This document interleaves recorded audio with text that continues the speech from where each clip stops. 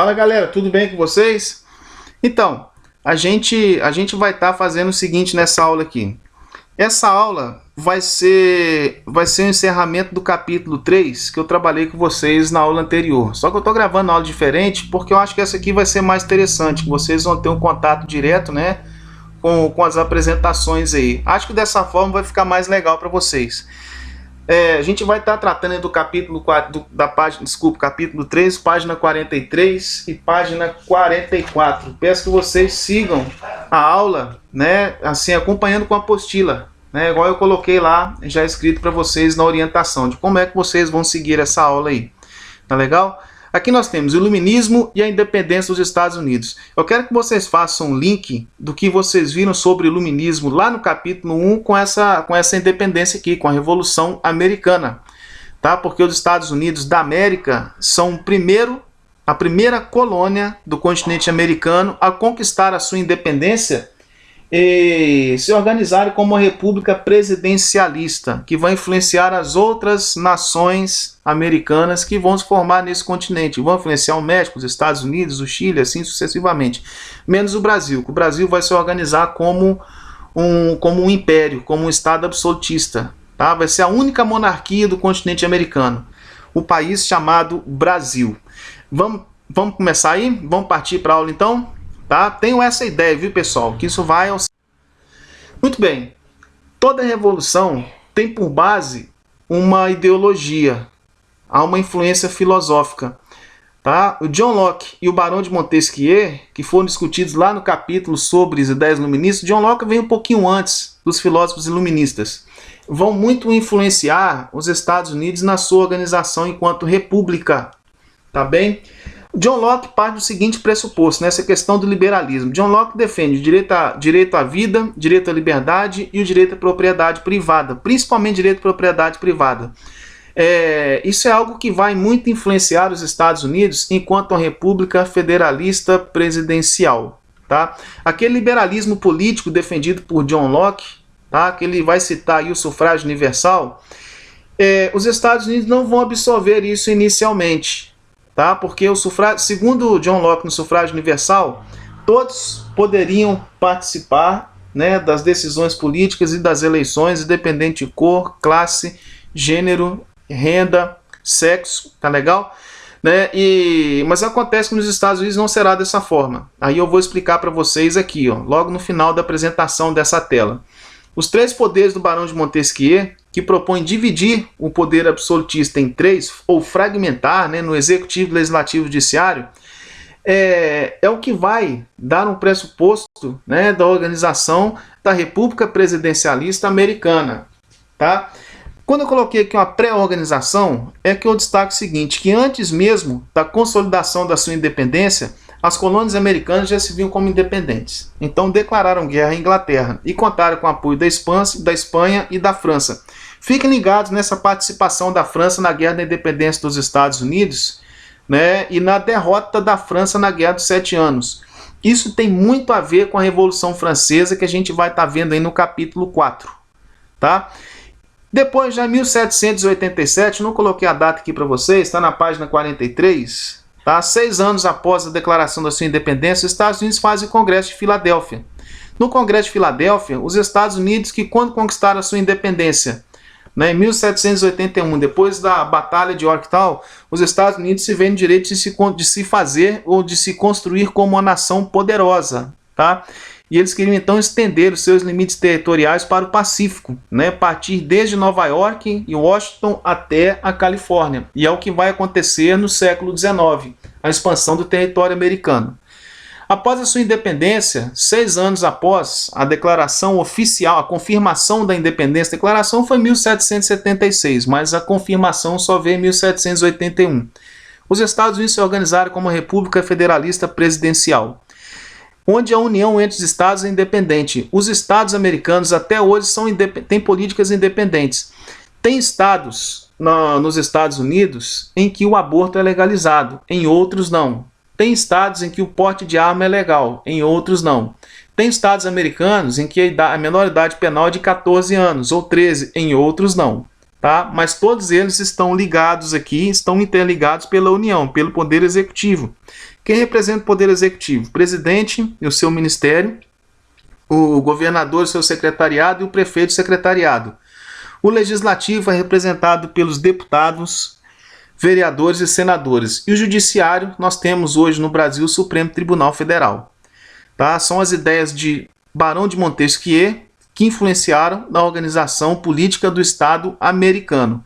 O voto censitário é o voto por renda, só votava quem tinha renda. Né? Isso foi muito defendido pelos sulistas, onde você tinha lá a classe aristocrática de latifundiários, que eles viram que os indígenas e os africanos, né, ou descendentes de africanos negros, não participavam das eleições. Ok? Ficamos então, né, nesse ponto aí. Esse é o fechamento do capítulo 3. Tá? E aí vocês têm essas atividades aqui para casa, as atividades de ação da página 36, 37, 40, página 42, a integração da página 45, interpretando página 46 e seção extra da página 47. Essas atividades vocês podem fazer diretamente na apostila, tá? Como eu havia pedido para vocês fazerem também as atividades do capítulo 2. Acho muito importante que vocês, né, façam essas atividades e trabalhem com esse material que é muito bacana. A apostila de história eu acho muito bem organizada para vocês entenderem, né, o processo do conteúdo, aí, como é que as coisas acontecem. Tá? E aí depois eu vou estar marcando um prazo aí, até sexta ou segunda-feira eu estarei postando a correção. Só que essa correção vai ficar um certo ponto, tá? Vou dar um prazo aí, tipo assim, sexta-feira, vocês vão ter um prazo aí para fazer a correção das atividades. Ela não vai ficar ali direto não, tá bem? E aí sexta-feira eu dou continuidade com o conteúdo. Eu acredito que eu não vai estender demais, porque eu já estou no último capítulo, né? E vou estar passando um bloco de atividades com vocês aí para que vocês tenham um prazo para executá-las. Vamos partir para o capítulo 4, pessoal. O capítulo 4 é o seguinte: a gente vai estar falando da Revolução Francesa, que vai acontecer depois da Revolução Americana. E que, como a Revolução Americana também foi influenciada, ela também foi influenciada pelas ideias iluministas. O século XVIII é o século das revoluções, né? A gente tem a Revolução Industrial, a Revolução Americana e a Revolução Francesa. Embora antes nós tivemos a Revolução Inglesa, tá? E legal, tivemos a Revolução Inglesa, tá? Da Revolução Industrial, beleza, tudo bem. Então olha só, pessoal, o interessante é o seguinte: por que aconteceu a Revolução Francesa? A Revolução Francesa aconteceu quando? Vamos. A Revolução Francesa, ela vai acontecer aqui no reinado de Luís XVI. Tem até uma série na Netflix sobre Luís XVI. Ele é um cara que não estava preparado para ser rei, tá? Quem tiver curiosidade, quiser assistir, é só digitar lá Luís XVI que vai ver, né, uma série aí desse imperador francês que não tinha caguete de rei, vamos dizer assim. Nós temos aqui uma organização social que é um resquício da sociedade feudal. Vocês vão lembrar quando vocês estudaram a sociedade feudal lá no 7º ano, na Idade Média, você tinha, né, a sociedade dividida entre clero no topo, nobreza no meio e camponeses na base. Essa sociedade aqui na página 49 é o que a gente entende como sociedade estamental, representada por estado. Quem estava no terceiro estado não podia passar para o segundo, do segundo nem para o primeiro, assim sucessivamente. O topo da sociedade aqui eu tinha o imperador, eu tinha o rei Luís XVI. Primeiro estado eu tenho o alto clero e baixo clero. Atenção no número de pessoas aqui, né? 120 mil pessoas. No segundo estado a nobreza, com 350 mil pessoas. O que isso aqui significa, professor? Privilégios tributários e judiciários. Acontece que, né, o primeiro e segundo estado e o rei, eles não pagavam tributos, não pagavam impostos. Quem sustentava o primeiro e segundo estado aqui era o terceiro estado, que correspondia a praticamente 85% da população, aproximadamente 85%, aqui dá mais de 85%, né? Que eu tenho aqui a burguesia e o povo. Quem era o povo? Os sans-culottes camponeses. Quem eram os sans-culottes? Sans-culottes é sem calção, porque o calção era um traje típico da nobreza. Vocês vão ver lá na página 51, né? O calção da nobreza, tá? Beleza? Né? O que era tipo, porque os operários, como eles não tinham calção, eles trabalhavam com calça, tá bem? eu tenho aqui os camponeses. O interessante aqui é que vocês vão observar o seguinte, que a burguesia está na mesma classificação, né, no mesmo nível de estado dos operários. Os operários trabalhavam para a burguesia. Só que a burguesia pagava tributos muito altos aqui para sustentar a nobreza e o clero e a monarquia. E isso, de certa forma, incomodou muito o terceiro estado, tá? Porque acontece o seguinte, ainda na página 49, eu tenho uma questão que trata aqui da situação financeira da França de Luís XVI, antes da Revolução Francesa, que aconteceu em 1789. Vocês vão ter uma tabela aí na página 49, muito interessante, que você tem o seguinte, você vai ver que as despesas da França eram maiores do que a sua receita. O que é a receita? É a entrada, é a mesma coisa. Qual que é o seu salário, Luquini? Né? Qual que é a sua despesa? Ou tipo assim, né? Como se um cara que ganhasse R$2.000 e tivesse um gasto de 3.000 por mês. Ele está gastando mais do que ele ganha. Então ele vai ter um déficit, ou seja, um prejuízo de R$1.000. Ele vai fechar o mês com menos 1.000. Tá? Se ele estiver usando o limite do banco, ele vai pagar juros altíssimos, aí, cerca de 8% ao mês. Ao ano dá 100%, né, praticamente. 96% dá muito mais. É o que acontecia com a França. A França tinha uma despesa de 629 milhões de libras.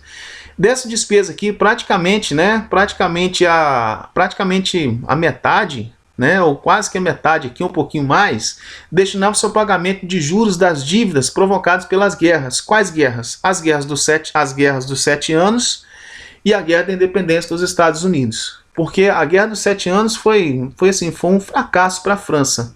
Né? A França, para colocar um exército no território americano, teve que injetar um capital muito grande, gastou muito dinheiro com essa guerra, perdeu a guerra e perdeu territórios coloniais na América para a Inglaterra, tá?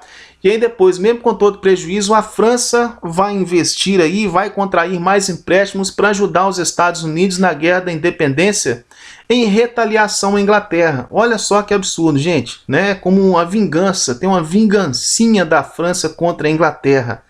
E aí a França, né, se endividou por causa disso, tá? Por ajudar os Estados Unidos aqui. A receita é de 503 milhões de libras em 1788. É como se eu fizesse uma continha do professor Edson, né? Colocasse assim, ó, mais 53, mais 503, menos 629. Vai dar menos 126 milhões de libras esterlinas. Tá? Esse era o prejuízo, era a dívida, o déficit. E quem é que tinha que pagar isso aqui? Ó? O povo, o terceiro estado, a burguesia, os camponeses e os operários, ou sans-culottes, tá? Que pagavam impostos para cobrir esse prejuízo aqui da França. Isso aí eu já começo a discutir na página 50, tá, gente? Esse ponto aqui, no reinado de Luís XVI, o que foi que aconteceu. Essa onda de fome, vocês vão ver na página 50, o seguinte aí, ó. No terceiro parágrafo, a situação chegou ao limite quando entre 1786 e 1788 a França passou por uma difícil crise agrícola que arruinou os camponeses. Então houve uma onda de fome que se alastrou na França.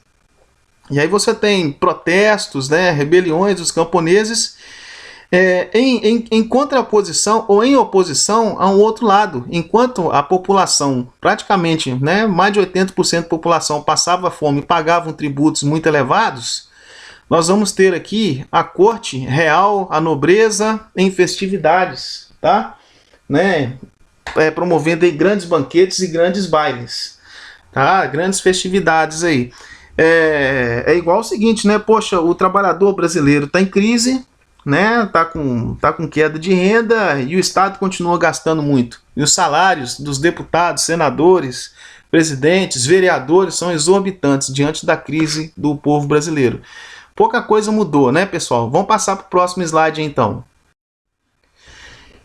Em função dessa crise, né, dessa pressão popular, Luís XVI se viu na obrigação de convocar a Assembleia dos Estados Gerais em 1789.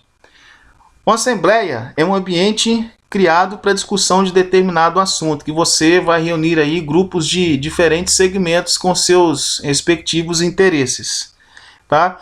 Quando você tem no Brasil, por exemplo, né, a discussão da reforma da Previdência, a discussão da reforma trabalhista, você tem que fazer uma assembleia. Isso tem que ser discutido entre deputados, depois por senadores e depois vai ser aprovado ou não pelo presidente.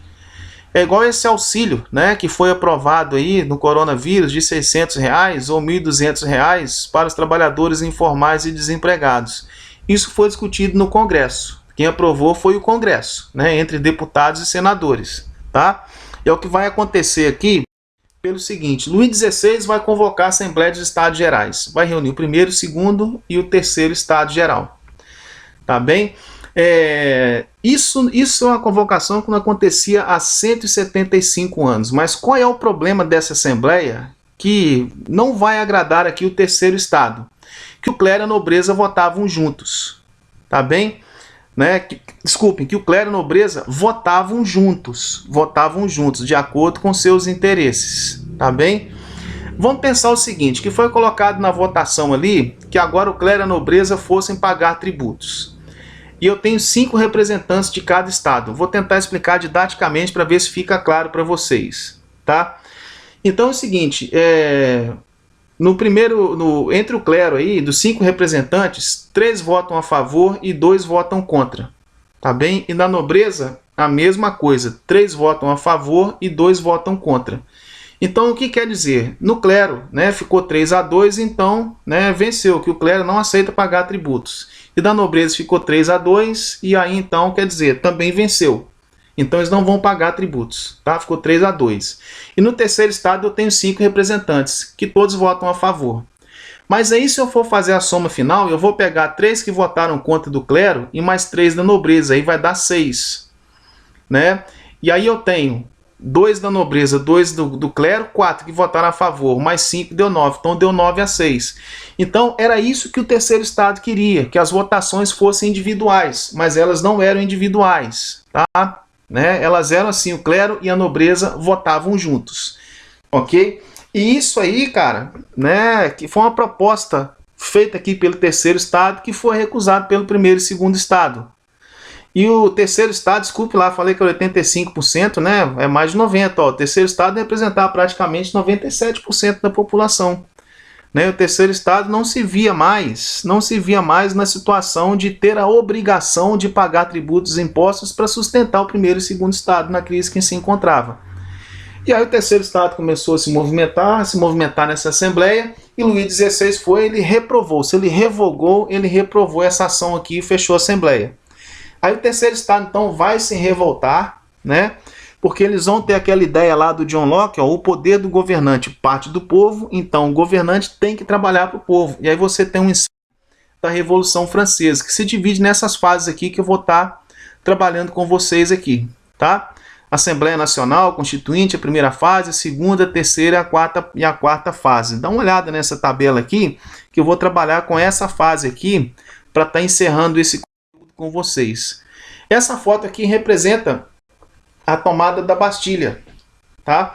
A tomada da Bastilha, que vai representar aí, que era uma fortaleza real, localizada em Paris, né? Que vai representar o seguinte, que o terceiro estado tomou o poder político de Luís XVI, e que Luís XVI agora teria a obrigação de escutar o terceiro estado. Para encerrar aí, pessoal, na página 53, né, o terceiro estado eles vão se declarar em Assembleia Nacional Constituinte, tá? E Luís XVI não concorda, vai pedir um reforço militar de 20 mil soldados para cercar o palácio. O terceiro estado, então, no dia 14 de julho, vai tomar a Bastilha e vai fazer uma série de revoltas populares que vão gerar uma onda do grande medo, tá? Que vai sondar aí o Luís XVI. Luís XVI vai ficar muito temeroso quanto à ação do terceiro estado. Os deputados da Assembleia, então, né, do primeiro e segundo estado, vão tomar algumas decisões aí, né, alguns pontos aí para amenizar essa revolta do terceiro estado. O fim dos privilégios feudais, daquela questão dos tributos, impostos, a declaração dos direitos do homem e do cidadão, que todos são iguais perante a lei, o confisco e a nacionalização dos bens da Igreja Católica. Rapaz, isso aqui vai incomodar o papado, que o papado vai tentar fechar essa revolução aqui. Tá bem? Ok, pessoal? A gente vai fechando por aí então. Valeu? Até